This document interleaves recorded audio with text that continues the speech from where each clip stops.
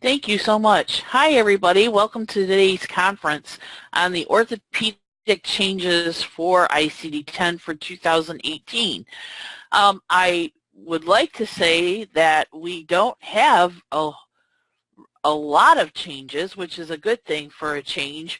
We've gone through so much in the last couple of years with ICD-10 that it's kind of nice to have a little less to talk about. But what we want to do then today is actually go through the changes, those that are existing, and these will become effective on October 1st, remembering that ICD-10 goes into effect on October 1st rather than January 1st. And then we also want to talk a little bit about denials related to diagnosis coding. We're finding, now I work for Healthcare Information Services, and we're a revenue cycle management company that focuses on orthopedics only. And the musculoskeletal specialties that may be around that. So we have rheumatology, podiatry, sports medicine, we actually have neurology now, pain management, anything related to that and what you might find in an orthopedics group.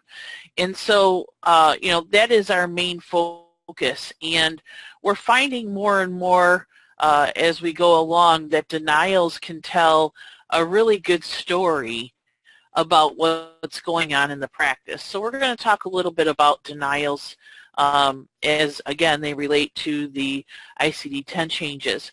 But let's go ahead and get started and start talking about some of these changes that are happening.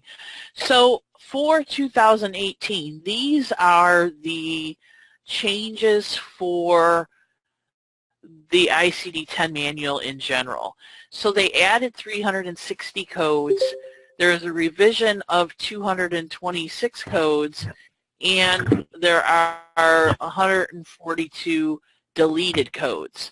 Now, just to give you some perspective on this, remembering when we get into those injury code, that injury code chapter, that the majority of those codes require that 7th character extension. And every time they add, revise, or delete one of those codes, they count every one of those codes with the 7th character extension change as a code. So really, if you look at the changes, overall, really for ICD-10, there weren't a lot because those codes in that injury chapter, that's where most of the changes are, by the way, one code is going to really count as 3 codes at the least if they have a 7th character extension of A, D, or S. I did actually find codes last week with my class that don't carry a 7th character extension from that injury chapter, and that's the total burn codes. But other than that, the majority of those codes do require those 7th character extensions. So now looking specifically at the orthopedic related changes. And I broke this down by the main chapters that we look at. So chapter 12, which is the skin or integumentary system, there are 72 new codes.